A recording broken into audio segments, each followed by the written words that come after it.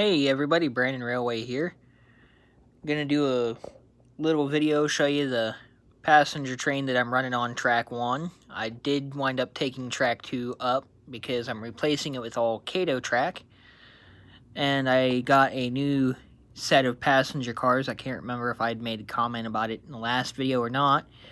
But as you can see behind my CSX engine, I got a set of Baltimore and Ohio old-time coach cars. And then there's the caboose. I'm working on putting together a very nice passenger train to run behind my big boy as kind of like an office car special for the Brandon Railway / excursion train for the museum. So as you can see, I have lifted the TV stand because if I slide over here, where the CSX engine is, there will be a switch, and it will go to the left or towards the display case, and the siding will curve around on the outside of track 1 between the red cars and that board in the very back. That's why I had to lift the display case. It will continue to curve on around back behind, and it will kick on. Let's see, where is it? It will tie onto the track roughly back here. That way I have a roughly 23 to 25 foot siding. And that way I can park the big boy and my 40 car custom car train, plus a few cars, because I know Indian Head Valley Railway, he's working on a car for me. And I'm hoping to be able to expand and get other cars. If you haven't seen my custom cars train, go ahead and check out that video. What I'm doing is I make custom cars for the Ashland Model Railroaders and Rail Fans as a club. I have made one for a couple of my uncles, Martin Adkins Leasing Company and Bud X, one of my other uncles. And I've gotten a car from Crooked River and Eastern. Like I said, I'm also getting a car from Indian Head Valley Railway. I've made one for Georgia Sunbelt.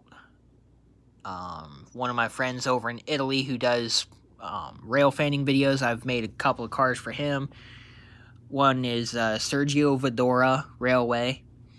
And then Dannyville Railway is the name of his town or layout. And so I've made a couple of cars there.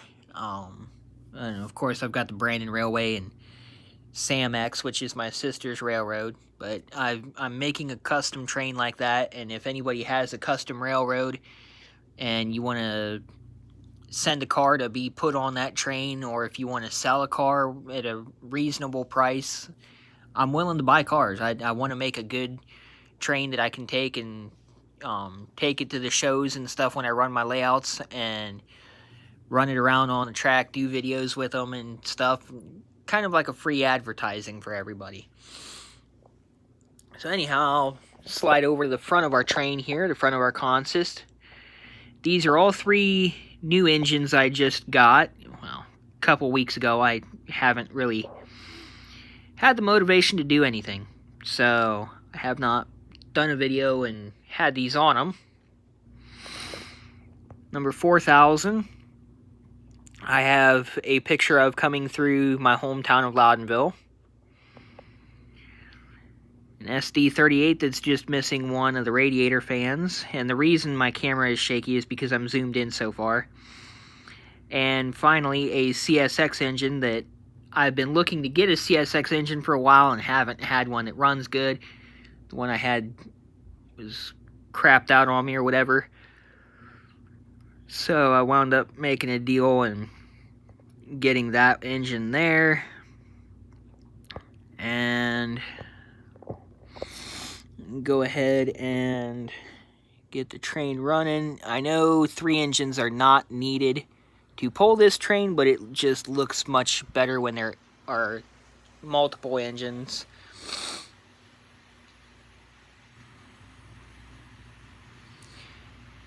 The first and third engines are Athearn Roundhouse. Second engine, I think, is a old style Athearn Genesis because it is a heavier engine, more prototypical to the Athearn Genesis of my SD70M, and not typical of the Athearn Genesis 70 Max that I have, that are pretty light, which are the newer ones. But I'm not sure, because the box that it was in was a Broadway Limited box, and when I bought it, it just does not have a typical look of Broadway Limited when it comes to anything that's on it. So I don't know if any of you watching out there have any ideas of what it could be. Feel free to comment and let me know. As soon as the train gets back around here, I'll have it do a slow run by so you can get a better look at it.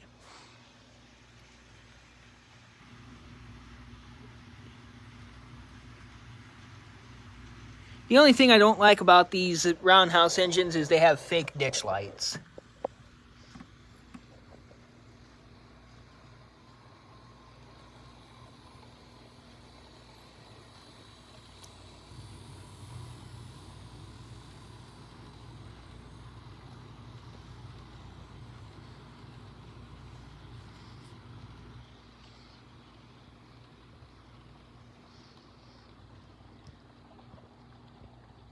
That and they're lightweight. The roundhouse engines, they're definitely not going to pull a whole lot.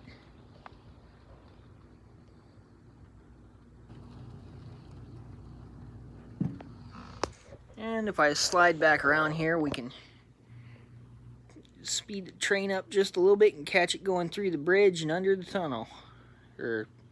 Yeah.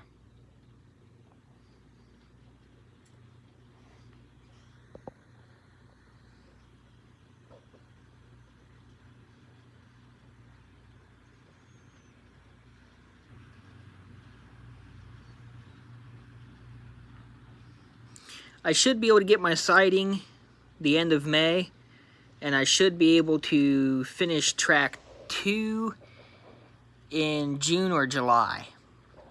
So when I do that, I will do one more episode of Train Talk Thursday. It'll be the 10th episode, and it'll be a special episode because I have a camera train that I am still working on and hoping to be able to get several different angles along with the normal run-bys that I do, instead of just holding the camera here and sitting in my chair and doing the video.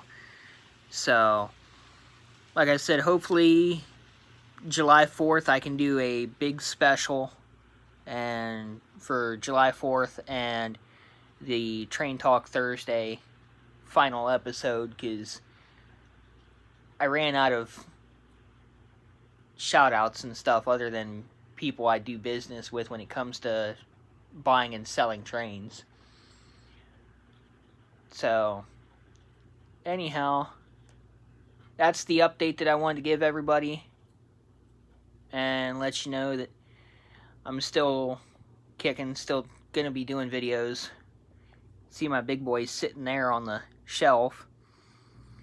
The whole idea for doing a switch and a siding and stuff is so I can park the big boy and not have to pick it up and everything, because it's a heavy engine and I don't want to break any wires on it. So if I can just park it on a siding and leave it sit, have it running a train, and swap the train or the consist out behind it, that'll just be the easiest and best idea when it comes to running anything. And we'll do one more little run by since I think I hear the engine coming.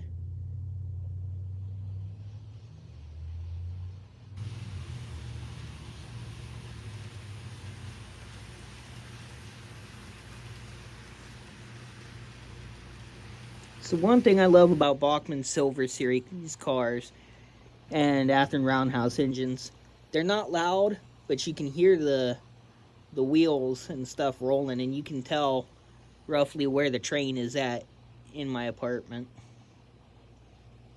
So, for now, this is Brandon Railway 6755 signing off.